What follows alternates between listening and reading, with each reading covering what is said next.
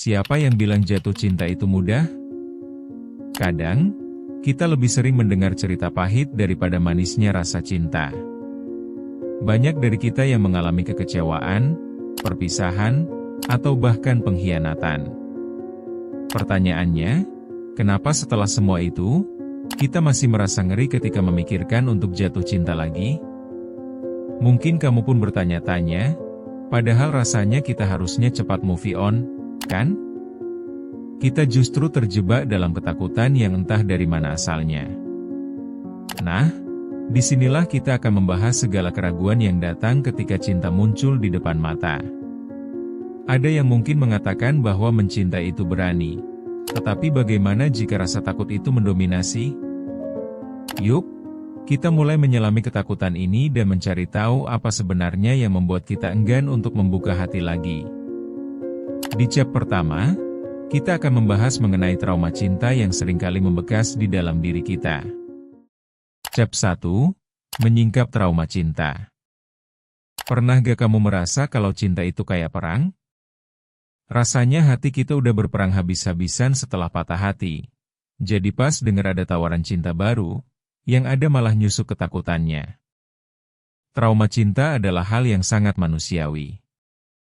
Kita punya bekas luka yang tersimpan di hati, dan setiap kali kita berusaha membuka hati lagi, rasanya kayak mencopot plester dari luka yang udah kering. Sakit, kan? Trauma biasanya muncul dari pengalaman-pengalaman yang menyakitkan, seperti pengkhianatan atau perpisahan yang sangat menyedihkan.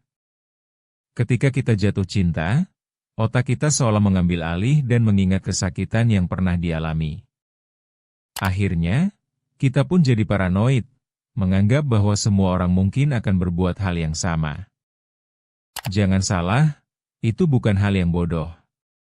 Sebagian besar dari kita pasti punya teman yang bertanya-tanya, apakah cinta benar-benar sepadan dengan semua risiko ini? Dan jawabannya bisa jadi sangat kompleks.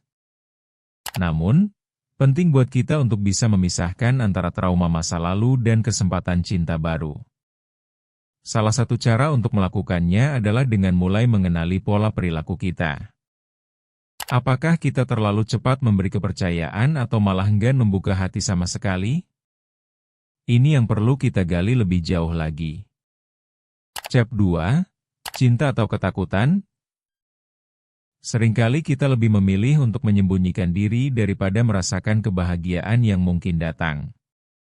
Ini aneh, kan? Seolah-olah kita lebih nyaman bertahan di zona nyaman kesedihan. Kenapa? Karena ketakutan itu lebih familiar. Kita seringkali merasa bahwa kita lebih aman dalam ketidakpastian yang kita kenali, dibandingkan merasakan cinta yang kadang membuat kita berisiko terluka lagi. Mungkin kita ingat saat pertama kali merasakan getaran cinta, bagaimana rasanya kayak terbang ke angkasa. Namun, saat cinta itu hancur, rasanya seperti terjun bebas tanpa parasut. Akhirnya, kita menciptakan tembok tinggi yang menghalangi cinta baru. Sulit, tetapi kita harus mulai bertanya, apakah kita benar-benar hidup jika terus-terusan hidup dalam kepanikan ini? Di chap ini, mari kita ambil langkah mundur dan tanya lagi, apakah kita memang takut pada cinta atau ketakutan itu sendiri? Dengan mengkaji kembali apa yang membuat kita takut, kita bisa mulai mengubah perspektif dan melihat cinta dengan cara yang lebih positif. Chap 3, menghadapi ketakutan sendiri. Mungkin saat ini kamu merasa bahwa menghadapi ketakutan ini harus dilakukan sendirian. Namun percayalah, banyak orang di luar sana yang merasakan hal yang sama. Pertama, kita perlu untuk mengakui rasa takut itu ada. Ini bukan tanda kelemahan, justru ini langkah awal untuk menemukan kekuatan. Kedua, cobalah untuk berbagi cerita dengan orang-orang terdekat. Ingat, kamu tidak sendirian dalam perjalanan ini. Mereka bisa menjadi sumber dukungan yang kuat. Jangan ragu untuk bercerita tentang pengalamanmu. Ternyata, berbagi bisa mengurangi beban. Ketiga, penting untuk memberi diri kita ruang untuk merasakan semua emosi yang muncul. Ini bisa jadi fase yang sangat mengganggu. Tapi dengan mengizinkan dirimu untuk merasakan emosi tersebut, kita bisa memprosesnya dengan lebih baik. Jadi, ayo mulai dari sini, pelan-pelan kita bisa beranjak dari kecemasan yang menghambat kita. Cap 4. Membuka hati untuk cinta baru. Ketika kamu udah mulai merasa nyaman dengan ketakutanmu, saatnya untuk mulai membuka diri untuk cinta baru. Ini emang susah dan penuh keraguan, tapi ingat, setiap langkah itu butuh keberanian. Coba deh, beri kesempatan pada orang yang baru datang dalam hidupmu. Jangan langsung menutup pintu hanya karena takut. Mulai dari hal-hal kecil, mungkin dengan berteman dulu dan melihat arah perkembangan. Kalau perlu, buat aturan untuk dirimu sendiri supaya kamu tidak terlalu awal memberikan harapan. Ingat, gak semua orang mengulangi kesalahan yang sama. Dan jika kamu merasakan ketakutan muncul, jangan langsung mundur. Alihkan perhatianmu pada hal-hal yang membuatmu bahagia.